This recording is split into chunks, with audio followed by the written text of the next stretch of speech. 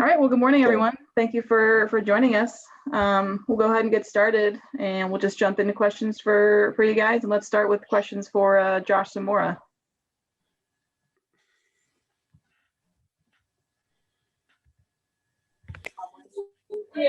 Hey, Katie, it's Josh Sushon.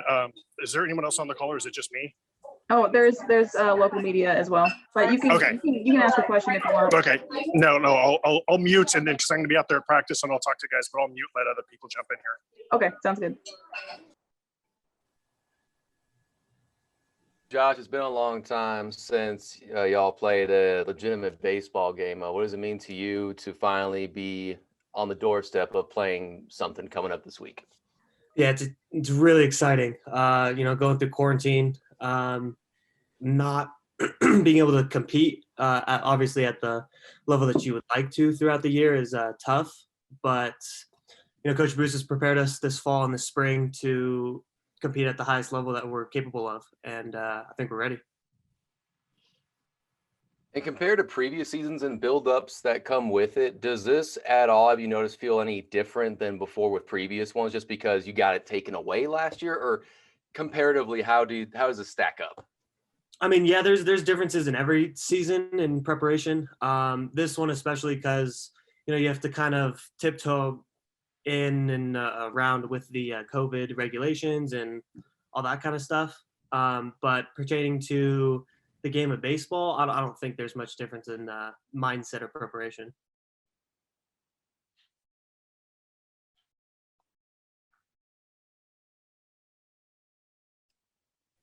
And Josh, it was no secret that last year was not the hottest of years. Y'all got off to 0-10 start, 2-12 to end it before everything got shut down. Is there any part of you that really just wants to put that away immediately with a strong start this season? How do you feel in that regard? Yeah, and I think last season was a hard pill to swallow, especially because of all the work that we do put in. But I think, with the new year, last year kind of went away with it. It kind of hangs with you, and you kind of keep it in the back of your mind as a motivator, because you never want to be back there. But we're moving forward, and there's no point in looking back.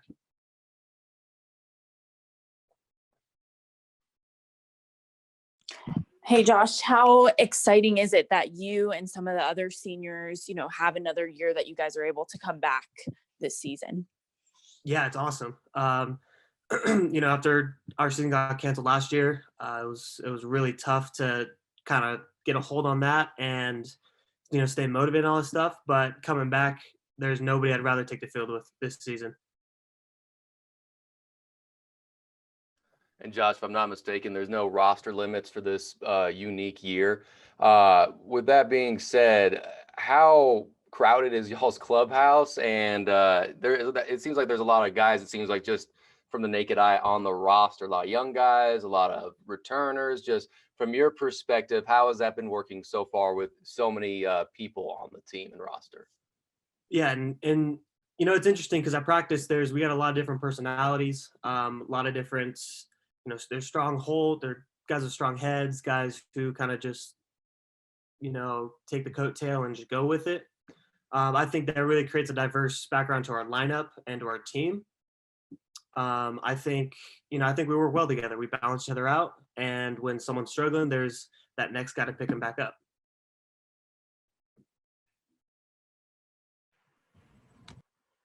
Any other questions for Josh? Does that kind of make it more? Go ahead. Is it a little more competitive now to get playing time because there's so many people being on the team? Oh yeah.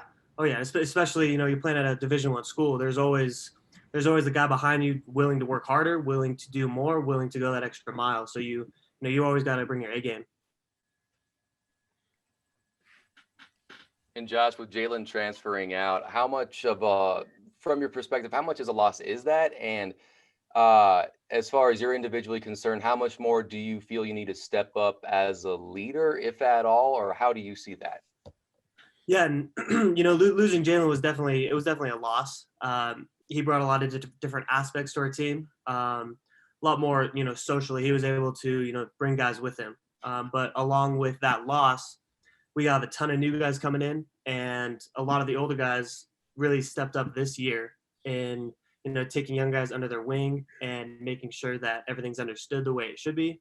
Everything's getting done the way it should be. And I think we'll have a pretty good season this year.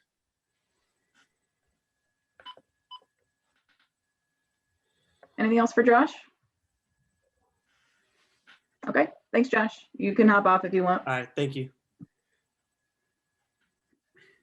All right, and then we'll go ahead and open it up to questions for Coach Bruce.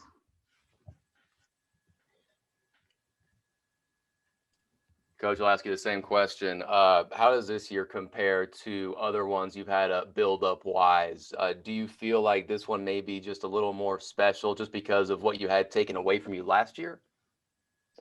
Yeah, I mean, I don't know if special. I'm not. I mean, I don't know. I don't put a whole lot of stock into a lot of, the surrounding, opinions or thoughts. I think it's definitely something because of what we've had to overcome. Not just us, just everybody, just NCAA baseball in general. I think it is something. There's going to be a lot more bumps in the road. I think moving forward, just for everybody in the situation. But to not having to play a game in 11 months, I always think it was funny. You hear fall sports talk about, well, we may not be able to play this or that. It's like, hey, we haven't played, or softball hasn't played in almost a year. So I think the kids, the guys that missed out are the kids, right? The players, they missed out on the whole year. And but leading up to it, I think it's just we have to treat it as if it's another year. It's the 2021 season, and that's how we gotta prepare. We can't prepare and assume this or play the victim to this or that. We got to prepare as if it's a normal season, and we're here to play. And thanks to the extra year of eligibility, you got a lot of quote unquote super seniors on your team. What is the dynamic of your team you've noticed so far with these fifth year guys on there? They've done a good job. I think anytime you get a group of seniors, I think the biggest thing with seniors, they got to be the right guys. And I think that's really any program, because I think what happens is it's a little bit like AAA baseball sometimes, right? It's AAA is always a funny world, because you have some guys that have been in the big leagues that have tasted it, and now they're back down. They think they should be in the big leagues, or you still have the guys hanging on, trying to scratch and claw and make that next jump. And I think that's the same way seniors are. Some guys like Zamora, it was a draft year last year. He didn't expect really to have Josh back. I know I didn't. And I don't think, if you're being realistic and it's a normal draft year, I don't think he expected so much to be back. But you got to have the right guys, and we do have the right guys. I think that's the mix, right? You welcome seniors back, but you got to have the right ones that are here for the right reasons. And these guys, we've practiced since August, about 8 weeks. We've had 8 weeks of team practice, and just from a signs and knowing how, a lot of knowing the structure of the program and how you do things. These guys have done an unbelievable job, and the best job, I think, of any senior group that I've had here. They've done, the coaches walk on the field and the stuff it's flowing, and it's organic, and things are happening. And that's a tribute to the seniors, and also just the older guys in general. The guys have been around the program for a long time. So we got the right seniors, that's for sure. And I'm looking forward to watching those guys play. And you mentioned those seniors and just older guys in general as a group, but individually, what do you expect out of Zamora this season? I said something last night on a podcast, and it was, as coaches talk to the players and team through the media sometimes, and if I was talking to them right now, it's Josh can't do any more than what Josh can do. And I think that's a huge, huge thing for him.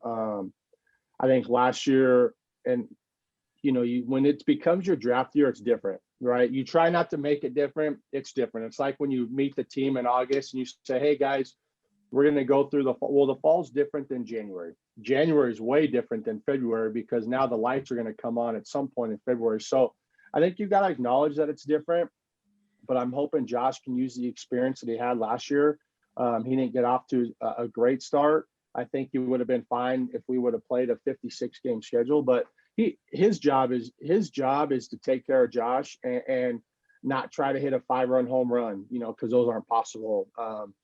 When there's 2 guys on, base hits are okay. And that's the same for Owen Sharts and Jake Jackson. And, if you look at the list, and Shrum and Tilly and all these guys, they just have to do what they're capable of doing and being pitch to pitch, being in the moment and pass the baton, as we like to say in the program. That's all they need to do. If they do that, we'll be fine.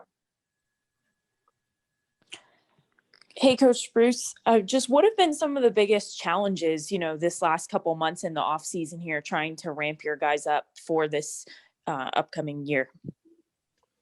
The challenges, I don't know if there's really been a huge challenge. I think more just trying to speed up the pace of the game, speed up practice to make it feel like a game. I think that's just a challenge every year. I think that's always the challenge, is how fast can you make practice? How game-like can you make practice? Obviously it's a little condensed, but like I just said, I mean, we're asking the players not to play the victim in all this thing, and neither can the program and the staff. So I don't know if there's really a challenge. We're trying to do the best job we can as a staff to put these guys in game-like situations and speed everything up as fast as we can.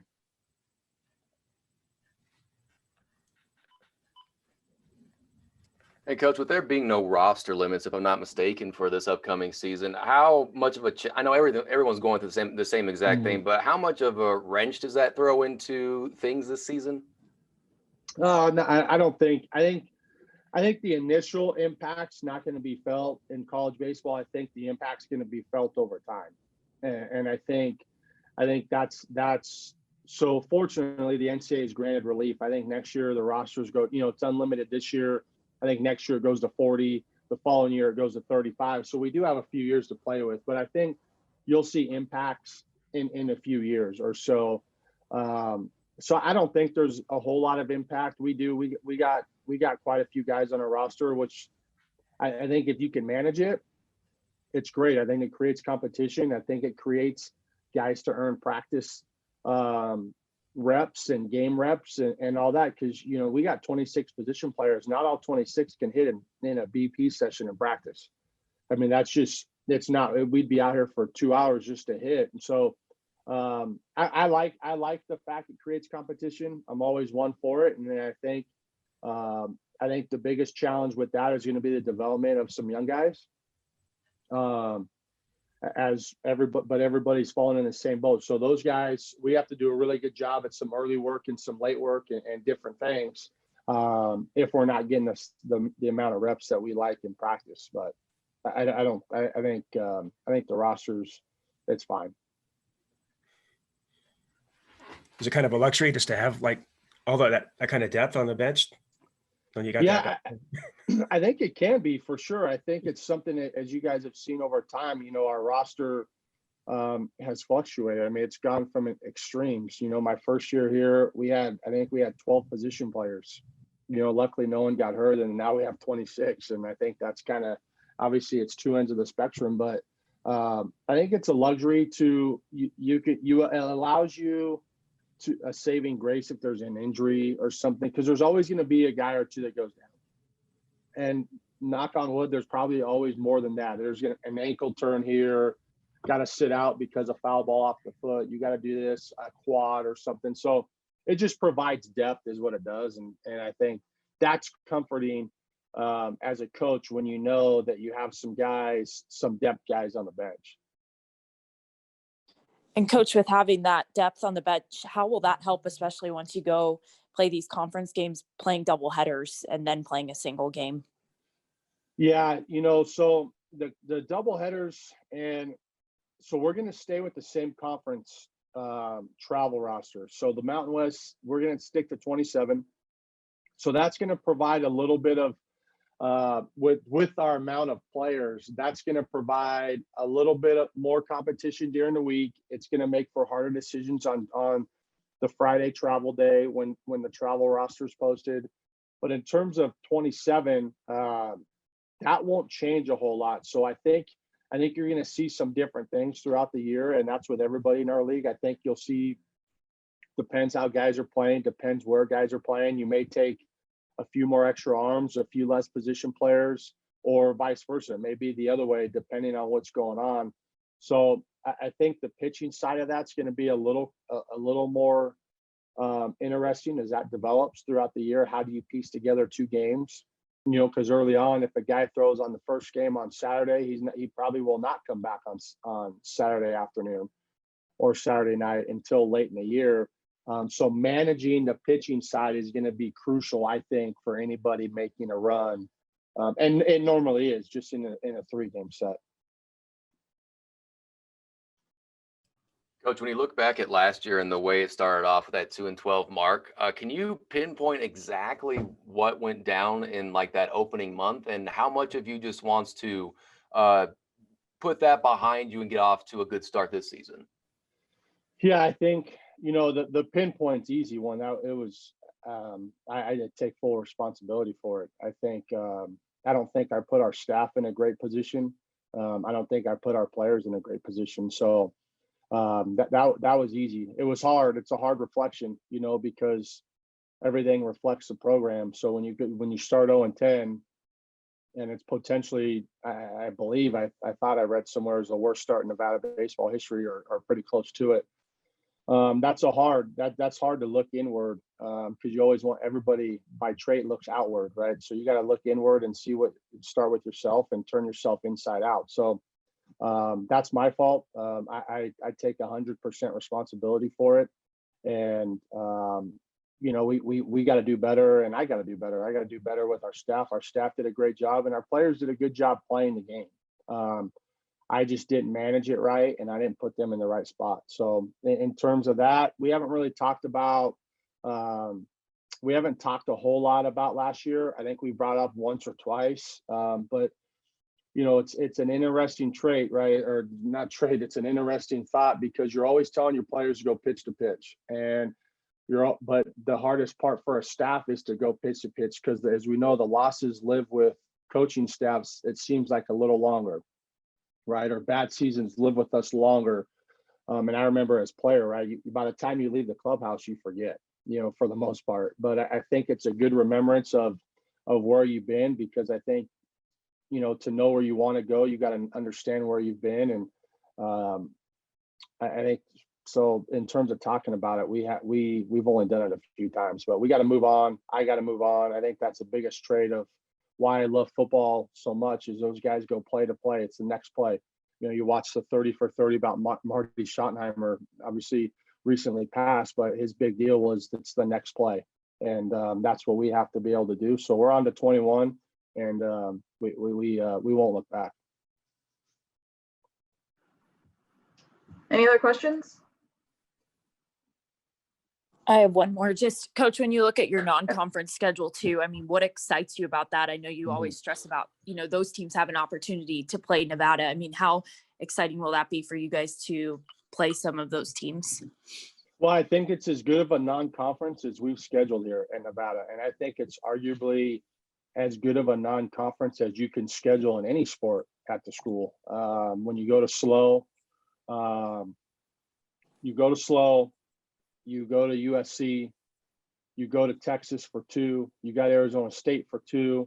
We just hooked up with UCLA on a Tuesday for 1 in May. I think when you can schedule something like that, I think it speaks volumes. I think it speaks volumes to who we want this program to be and who we think these guys are capable of. And I think these players deserve it. They deserve to go out and play those guys. And I think, like you said, I think the other thing is that, you know, those guys get a chance to play Nevada. It's not about us going to play these guys. It's about they get a chance to play Nevada. And as you guys know, I'll play anybody anywhere. It doesn't really matter to me. But I think that's how you build a program as well. I don't think you don't build a program for long-term longevity off of going to chase wins. You build a program off of playing the most respected and the toughest opponents you possibly can.